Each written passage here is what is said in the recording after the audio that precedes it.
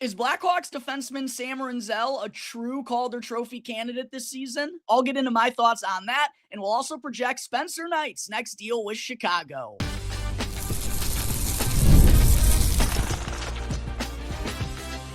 You're Locked On Blackhawks, your daily podcast on the Chicago Blackhawks, part of the Locked On Podcast Network, your team every day. What's going on, Blackhawks fans? Welcome back to another episode of Locked On Blackhawks, part of the Locked On Podcast Network, your team every day. As always, I'm your host, Jack Bushman, also Blackhawks writer for Chicago Hockey Now. You can check out all my Blackhawks content on X at Talkin' Hockey, but make sure to go and show some love to Locked On Blackhawks on Instagram, as over the last couple of weeks, I've really started to ramp up on my content over there, posting some cool reels and stories and whatnot. So make sure to go and show some support if you haven't done so already. Greatly appreciated, Blackhawks fans. But on today's episode, I'll break down how Dustin Wolf signing in Calgary gives insight to Spencer Knight's next deal. I'll also get into the Calder Trophy odds for this season, courtesy of the fine folks over at FanDuel. And then in segment 3, I'll break down the NHL Network's 2025 top 10 goalies list. But first, I do got to let you all know here real quick, speaking of FanDuel, that today's episode is sponsored by FanDuel. Go and download the FanDuel app now by visiting FanDuel.com and win $300 worth of bonus bets when your first $5 bet wins.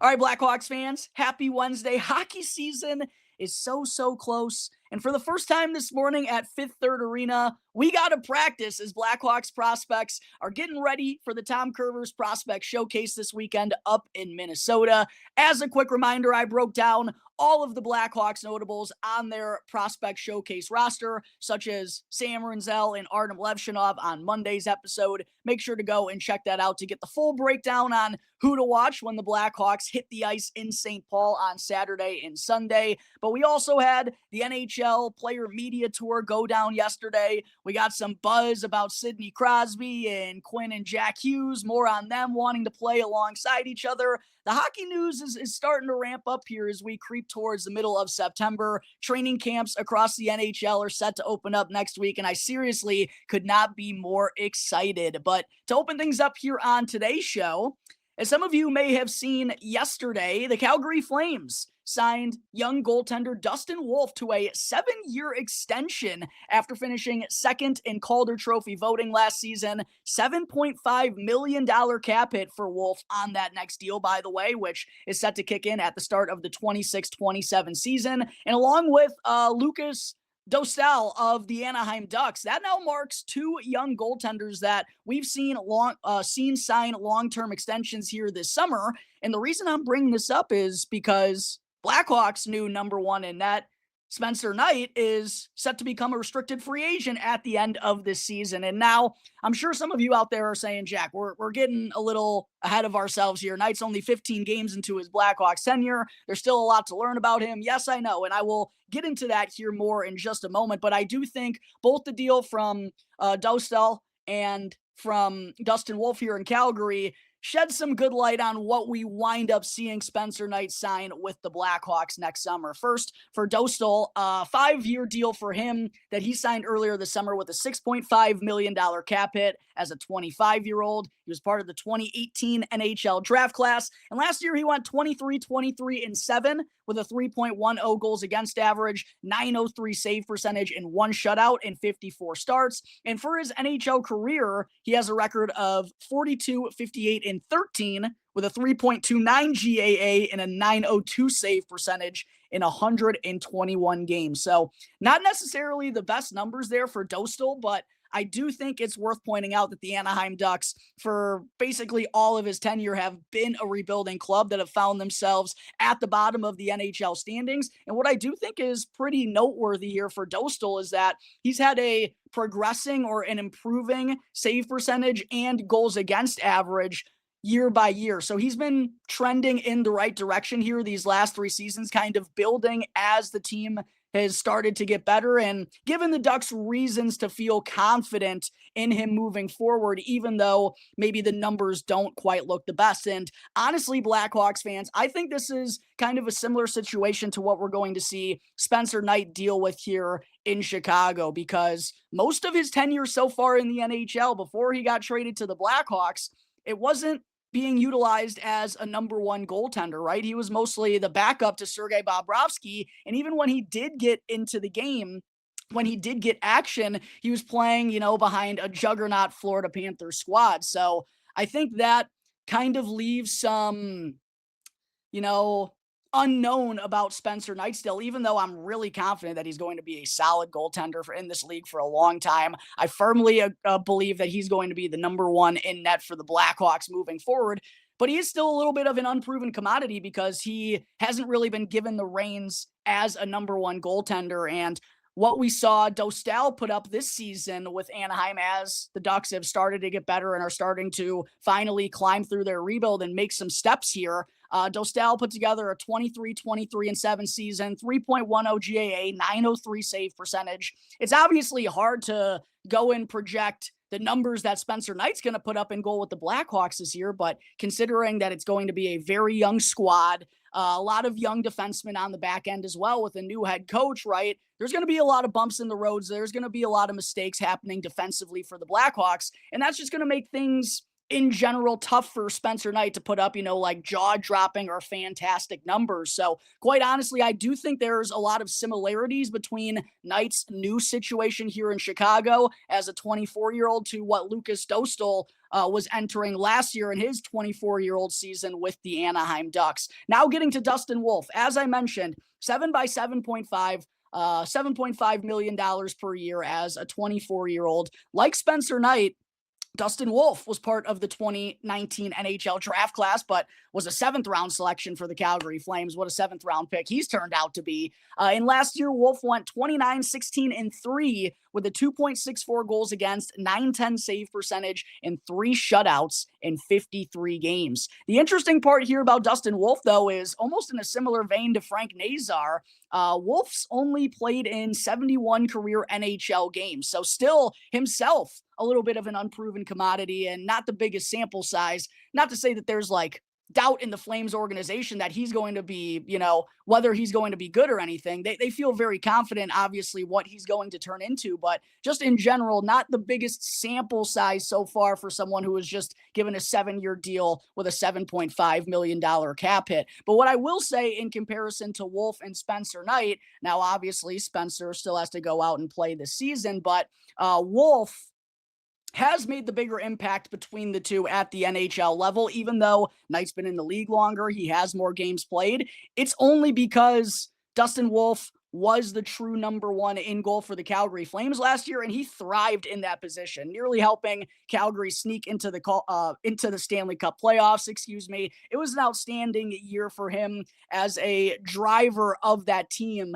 as the number one option. And now we just haven't seen Spencer Knight in those situations. So Knight, even though he's part of the same draft class as Dustin Wolf, obviously went a lot higher as the 13th overall selection. And while he has, played 95 NHL games, 80 with the Florida Panthers from 2020 to 2025 before he got traded to the Blackhawks for Seth Jones. And then he went on to play in 15 games for the Blackhawks at the end of last season. For his career in those 95 games, he's 49, 33, and 9 with a 2.83 goals against and a 904 save percentage. Dustin Wolf, for his career in 71 games, has a 2.73 goals against average and a 906 career save percentage. So numbers that are just a little bit better than Spencer Knight's, while also, again, as I already explained, he's been utilized as a true number one for more action than we see Spencer Knight in that role so far in his career. So that's what makes it, still difficult to project what Spencer Knight's going to get on his next contract, because truly this 25-26 season is going to be so crucial for him, not only to prove to the Blackhawks organization. Kyle Davidson he's spoken highly about Spencer Knight since they've acquired him. They feel confident that he's going to be their number one in net moving forward. But he still has to, I think, go and prove that here this season. And I think how he handles not only being given the keys in net for the first time, but also, as I mentioned earlier, the bumps in the road, the hiccups, the learning curves, the mistakes that are going to be unavoidable for this young Blackhawks group. Altogether, how he handles that and how he responds and bounces back and deals with adversity, I think that's truly what's going to tell us more about Spencer Knight this season than, the numbers, the win-loss record, the save percentage, the goals against. Obviously, you want those to be promising and you want them to be respectable. But again, it's just going to be a little bit difficult to do when he's probably going to be facing a decent amount of rubber again here this season, and it's just going to be a very young squad in front of him. But it's a crucial season to let us know both, I think, the term and the price of what Spencer Knight is going to get on his next contract. But ultimately, Blackhawks fans, I do think Dostal and Wolf's deals, they've laid the blueprint for what we're looking at here for Spencer Knight. I personally think, if I'm guessing right here, right now, just because while we will definitely have a better understanding of exactly where Spencer Knight is at by the end of the season, because he's finally going to get that opportunity as a true number one, I still think there's a little bit more to learn about him long term. And I just personally don't think it would make the most sense for the Blackhawks to go and give him a 6 or 7, specifically a 7-year contract like we saw Dustin Wolf get on his next deal. To me, I think a 5-year contract, 4 or 5 would probably make the most sense for Spencer Knight. And I think it winds up being right in between what we saw Dostal sign for at $6.5 million and what Dustin Wolf signed for at $7.5. I'm guessing right here, right now, somewhere in the middle of $6.75 to $7 million, a 5-year deal. To me, that seems like a pretty good kind of bridge contract that will take Spencer Knight into the next stages of his career, where he'll still only, that deal will expire when he's 29, 30 years old. So still in the prime of his career. I think that personally would make the most sense for both sides. But as I've already said, this season is truly going to determine what we wind up seeing Spencer Knight command, but got a good idea of where it's going to be approximately based on what we saw Dustin Wolf just signed for with the Calgary Flames and what Lucas Dostal got earlier this season with the Anaheim Ducks. Coming up in just a moment here, Blackhawks fans, for segment 2, I'll break down Steven Ellis's top 10 NHL rookies to watch this season and the odds for Sam Rinzel to take home the Calder Trophy. First, though, I do got to let you all know about one of today's sponsors, which is Monarch Money. Most people can't name all their financial accounts or even what they're worth, whether it's 401ks, properties, or investments. And when you don't have the full picture, you can end up leaving money on the table. But that's why there is Monarch Money, an all-in-one personal finance tool that brings your entire financial life together in one clean, super easy-to-use interface, both available on your laptop and your phone. And Monarch even does the heavy lifting for you so that you can link all your accounts in minutes, see clear data visuals, get smart categorization of your spending, and finally feel in control of your money without ever touching a spreadsheet. So don't let financial opportunities slip through the cracks any longer. Go and use the promo code LOCKEDONNHL in all caps at monarchmoney.com, and you'll also get half off on your first year. Again, that's 50% off on your first year at monarchmoney.com when you use our promo code LOCKEDONNHL in all caps. Before I get into segment 2, I have an important request for all of you. Locked On wants to hear more from you. We've put together a survey to learn more about our listeners and to make your favorite podcast even better. This is your chance to tell us what you like, what you don't, and to also answer questions about our advertising. Go to LockedOnPodcast.com/survey in order to get started, and everyone who completes a survey will be entered for a chance to win one of 10 $100 Amazon gift cards. Again, that's LockedOnPodcast.com/survey. You can also go and find the link easily down in the description of today's episode. Thanks again greatly for helping us all out. Segment 2, Steven Ellis from the Daily Faceoff is someone I've been bringing up here pretty regularly on the show regarding his, prospect lists or top NHL affiliated goaltenders, whatever it may be. But today I wanted to break down his 10 rookies to watch for the Calder Trophy race article that he just dropped yesterday, because one of those 10 players was none other than Blackhawks young defenseman Sam Rinzel, who's going to be in action this weekend up in Minnesota for the Tom Curvers Prospect Showcase. And those prospects for the Minnesota Wild and St. Louis Blues better be ready, because I think Sam Rinzel is prepared to go out and dominate this bad boy over the weekend. But definitely wanted to talk through Rinzel being a part of this article for Steven Ellis, as well as the other 9 prospects that Ellis listed. And also, courtesy of the fine folks over at FanDuel, their Calder Trophy odds for this upcoming season have already dropped. So wanted to talk through those a little bit here as well.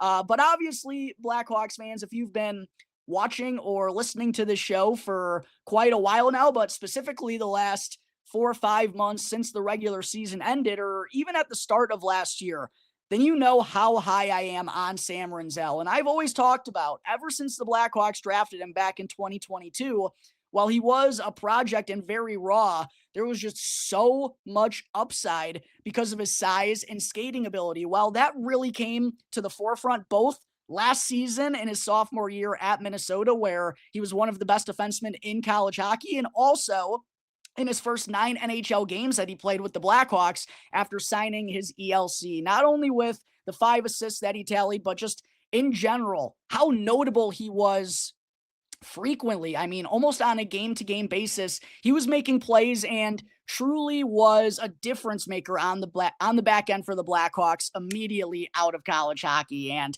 that definitely has lots of us Hawks fans excited, and I truly believe the sky and the ceiling for Rinzel is, I mean, the upside is so high, and I love to see that Steven Ellis considered him as one of the top 10 prospects to watch for the Calder Trophy race going into this year. I also know Charlie Roumeliotis has picked Sam Rinzel, one of his bold predictions for this year, to win the Calder Trophy. So I love seeing Rinzel get this type of love. And I'm just going to tell you right here, right now, Blackhawks fans, I definitely think Rinzel has a better chance than the odd makers are giving him over at FanDuel to win the Calder Trophy this season. But before I get there, do want to mention the other prospects that Steven Ellis listed in this article, to just talk about what an incredibly talented rookie class this already is going to be, and there's a potential it can get even more talented based on what a couple of high-end picks from 2024 and 2025 are going to wind up doing here this fall.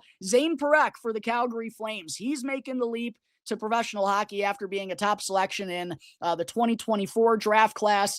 Hugely offensive-minded defenseman with loads of talent. Going to be really fascinating to see how that translates over against grown men here, but I definitely think Zane Parekh is a defensive prospect to keep an eye on, because if his skills do wind up translating and he winds up panning out almost in a similar way to Sam Rinzel, but he is definitely a different prospect and doesn't have that same size, but there is so much upside there for a player and defenseman like Zeev Buium. Alexander Nikishin for the Carolina Hurricanes was mentioned here by Steven Ellis as well.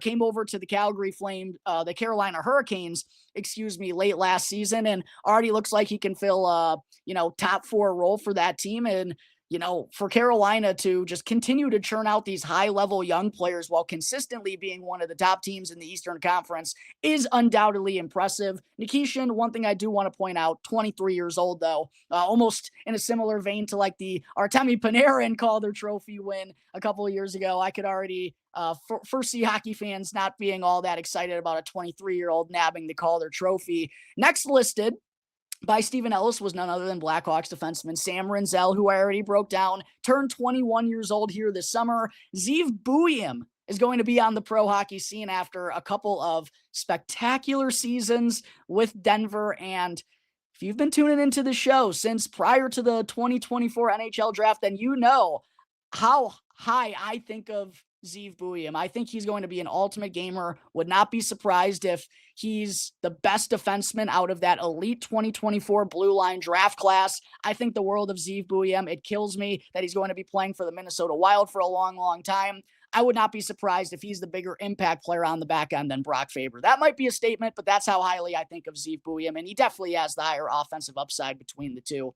Ivan Demidov, also listed, of course, by Steven Ellis, made his NHL debut against the Blackhawks, and what a first period that was. 19 years old for the Habs here this season. Matthew Schaefer, Also listed here by Steven Ellis, first overall pick in 2025 for the New York Islanders. His future is still up in the air. Only played in, I believe, 17 or 22 games of OHL action last year for the Erie Otters before unfortunately suffering that broken collarbone at the World Juniors. I personally think going back is more likely to just kind of let him dominate and get in some more game reps. But if he leaves the Islanders coaching staff, no choice in training camp, I'm not going to rule it out. It definitely can happen.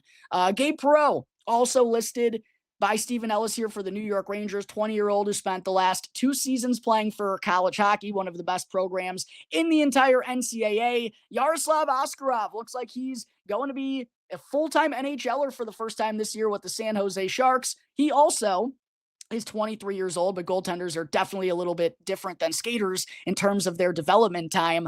Jimmy Snuggerud, another Central Division prospect listed here by Steven Ellis of the St. Louis Blues, 21 years old out of Minnesota. Dude has an absolutely nasty shot, and it was already on full display in the Stanley Cup playoffs for St. Louis last year. Jimmy Snugs is going to be a dangerous prospect that us Blackhawks fans need to be on the lookout for. And then last but certainly not least, the final prospect that Steven Ellis mentioned in his article, teammates of Gabe Perreault at Boston College the last 2 seasons, Ryan Leonard, former first-round pick for the Washington Capitals. In terms of the FanDuel Calder Trophy odds right here, right now for the 25-26 season, the overwhelming favorite to take home the Calder Trophy, unsurprisingly, is Ivan Demidov, plus 230 favorite of the Montreal Canadiens. Second in Calder Trophy odds at 11-1. So a very sizable gap between Demidov and really everyone else here is Zeev Buium of the Minnesota Wild. Michael Misa, not listed by Steven Ellis, is 12-1 here for the San Jose Sharks. Still undetermined in terms of his future, where he's going to be playing in the fall, but wouldn't surprise me either, like Matthew Schaefer, if he winds up playing in the NHL immediately. I think both of them do have that capability. Matthew Schaefer also has 12-1 odds along with Michael Misa. I think those are pretty fair odds with Matthew Schaefer's abilities, even though he is a super young player and might be in over his head a little bit against grown men immediately without a ton of support on the New York Islanders blue line. Still think 12-1 is pretty fair odds. Isaac Howard, next up, 15-1, obviously got dealt by the Tampa Bay Lightning finally here this summer. Jimmy Snuggerud of the St. Louis Blues is 17-1. Alexander Nikishin, 18-1.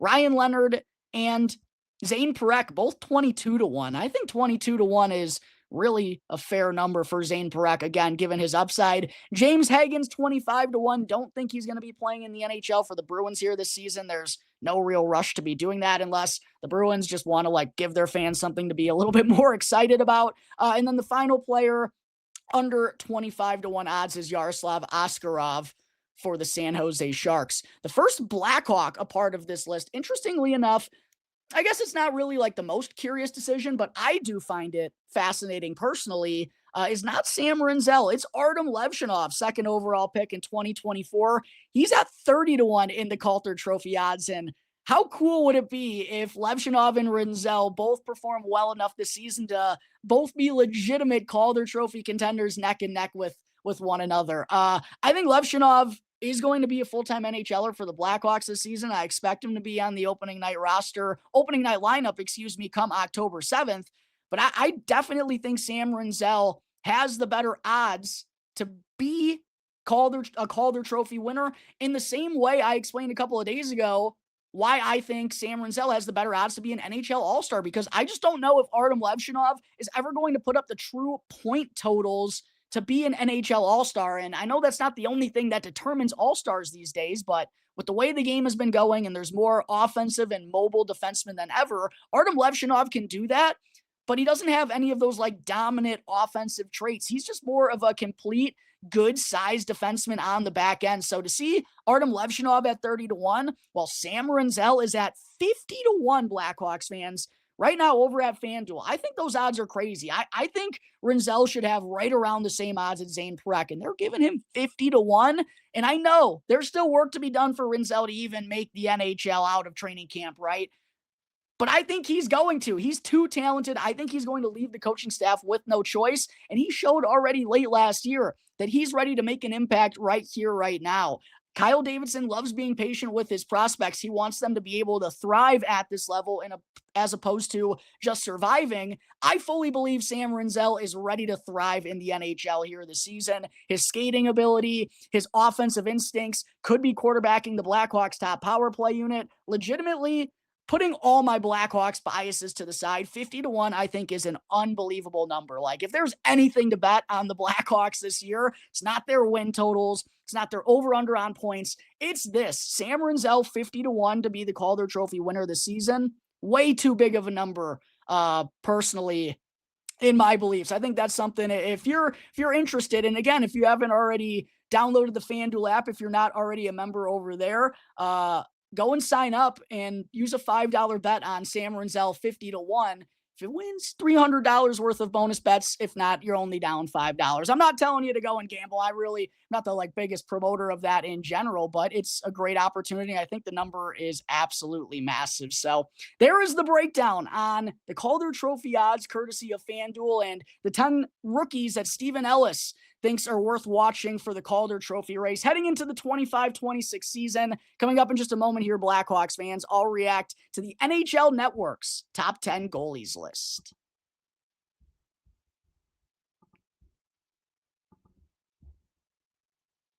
Segment 3, the NHL Network recently released their 2025 top 10 goalies list, and since I already broke down the centers, the wings, and the defensemen here on the show, I thought it would only make sense to finish thing up here with the goalies and also talk about when we could potentially see Spencer Knight come into this list. Number 1 for the NHL Network, I don't think is going to surprise a lot of people, even though his Stanley Cup playoff resume is not necessarily the best.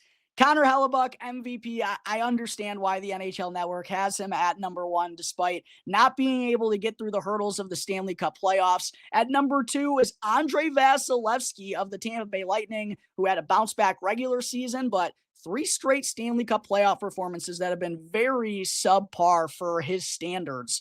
At number 3 is Igor Shesterkin of the New York Rangers. 4, Sergei Bobrovsky, now 2-time Stanley Cup champion goaltender for the Florida Panthers. 5, Jake Ottinger of the Dallas Stars. 6, Ilya Sorokin of the New York Islanders. 7, Jordan Binnington of the St. Louis Blues.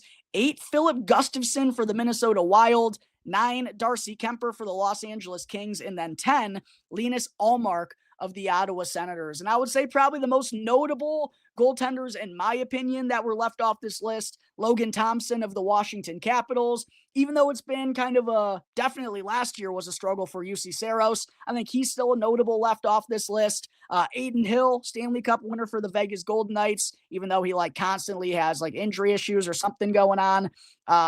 I think he's a notable who was left off this list. Thatcher Demko obviously dealt with injuries last year as well. He was a notable left off this list after a stellar 23-24 campaign. And then I give a shout out to Dustin Wolf as well, considering how high level he performed in between the pipes for the Calgary Flames this last year.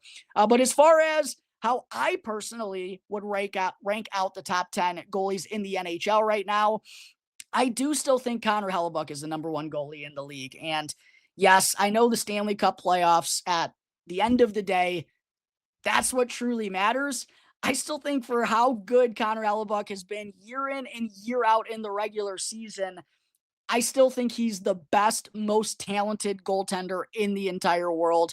Playoff resume obviously goes against that, but that's the reasoning why I'm keeping Connor Hellebuyck at number 1, despite the lack of playoff success, which a lot of goalies right behind him do have on their resumes, such as the guy I have coming in at number 2, Sergei Bobrovsky. I think putting him at 4 is way too disrespectful, considering how good he's been in these last, not only 2 Stanley Cup victory runs, but the last 3 Stanley Cup playoffs in general. Obviously was a huge part in Florida reaching the Stanley Cup in 22-23 when they lost to the Vegas Golden Knights. I think having Bobrovsky below Vasilevskiy at this point is offensive, considering what Vasilevskiy has done in the Stanley Cup playoffs recently. That's why I have Igor Shesterkin coming in at number 3. I know he doesn't have the Stanley Cup titles that Vasilevskiy or Bobrovsky do, but he's still been I mean, the best player probably for the New York Rangers since he's been a full-time NHLer, and he's also performed at that same level when he has gotten an opportunity in the Stanley Cup playoffs. So I got Shesterkin at 3. I'm still going with Andrei Vasilevsky at 4. The regular seasons, 23-24 was a nightmare. Every other regular season besides that has been stellar. I know the playoffs haven't been good the last 3 seasons, but I do still think Vasi's ceiling, I don't think that can be ignored. And his resume, I don't think that can be ignored either. I do have Jake Ottinger at number 5. I agree with the NHL Network on this one. He's the first in that next tier down from the kind of elite level, but right on the precipice of being there. Ilya Sorokin, I have at number 6 as well for the New York Islanders, and that defensive style that they've ran for seemingly ever. He's done his job in it. The offense, unfortunately, has not. I do have Jordan Binnington at number 7 as well. I know this is kind of a controversial one because his regular seasons have not been all that consistent. He's a head case. Blackhawks fans hate him. But make no mistake about it, Jordan Binnington is a gamer. And when the game means a lot, especially when it's in Boston, this guy absolutely shows up. So as much as it pains me to say, I do have Jordan Binnington at number 7. I have Linus Ullmark at number 8. I think 10 was just a little bit too low considering what he's done these last 3 years, how well he performed for the Ottawa Senators last year, in addition to that redonkulous season he had with the Boston Bruins. I have Philip Gustafsson then slotting 1 spot down, coming in at number 9 for the Wild. And then Logan Thompson, to me, comes in at number 10, considering how massive he was in the Washington Capitals' success this season. Darcy Kemper, yeah, obviously was huge for the Los Angeles Kings, but I don't know. I just think between the two, Logan Thompson's early in his career, whereas Darcy Kemper's kind of starting to get towards the end. I think Logan Thompson is the better goaltender altogether. If I had to rank someone at number 11, I personally would go with UC Saros. I know it hasn't been good for him recently, but just was so consistent year in and year out for like the 9 seasons prior to that.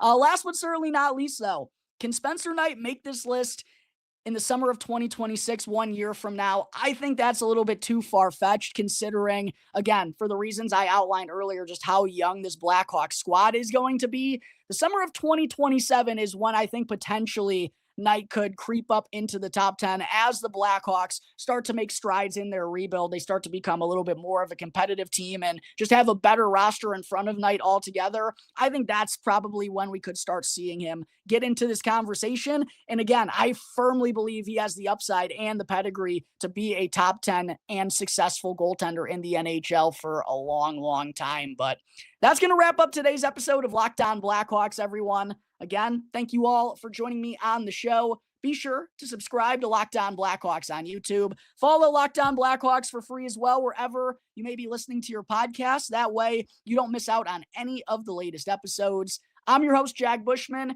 Give me a follow at Jack Bushman2 on X, and make sure to check out my strictly Blackhawks account at Talkin' Hockey so you don't miss out on any of the latest Blackhawks news and updates. Until tomorrow's episode, everyone, be on the lookout for my thoughts from the first day of Blackhawks prospect practice down at Fifth Third Arena. I'll see y'all then on the next episode of Locked On Blackhawks, part of the Locked On Podcast Network, your team every day.